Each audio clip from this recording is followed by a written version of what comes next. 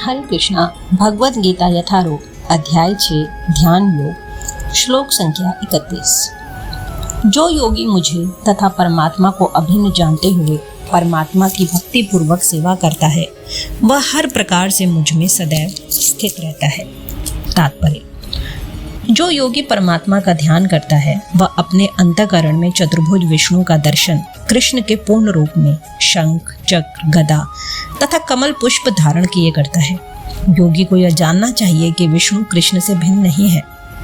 परमात्मा रूप में कृष्ण जन जन के हृदय में स्थित है।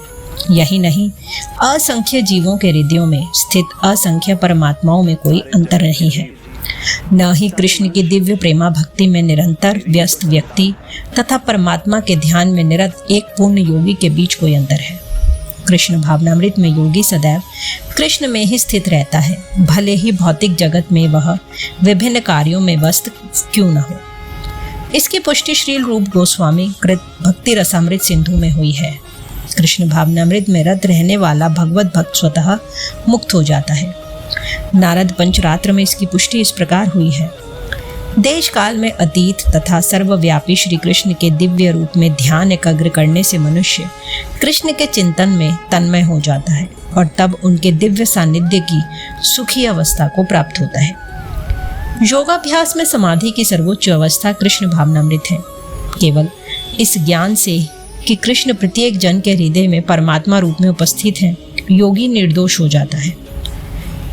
वेदों से भगवान की इस अचिंत्य शक्ति की पुष्टि इस प्रकार होती है: एकोपि सन बहुधा यो भाति।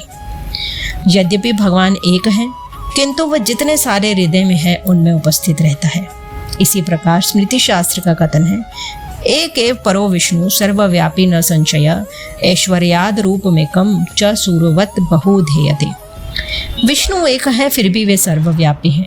एक रूप होते हुए भी वे अपनी अचिंत्य शक्ति से सर्वत्र उपस्थित रहते हैं, जिस प्रकार सूर्य एक ही समय अनेक स्थानों में दिखता है। श्लोक संख्या 32। हे अर्जुन, वह पूर्ण योगी है जो अपनी तुलना से समस्त प्राणियों की उनके सुखों तथा दुखों में वास्तविक समानता का दर्शन करता है। कृष्ण भावना भावित व्यक्ति पूर्ण योगी होता है। वह अपने व्यक्तिगत अनुभव से प्रत्येक प्राणी के सुख तथा दुख से अवगत होता है। जीव के दुख का कारण ईश्वर से अपने संबंध का विस्मरण होता है।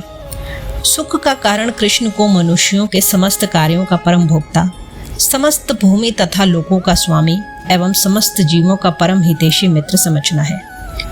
पूर्ण योगी यह जानता है कि भौतिक प्रकृति के गुणों से प्रभावित बद्ध जीव कृष्ण से अपने संबंध को भूल जाने के कारण 3 प्रकार के भौतिक तापों को भोगता है।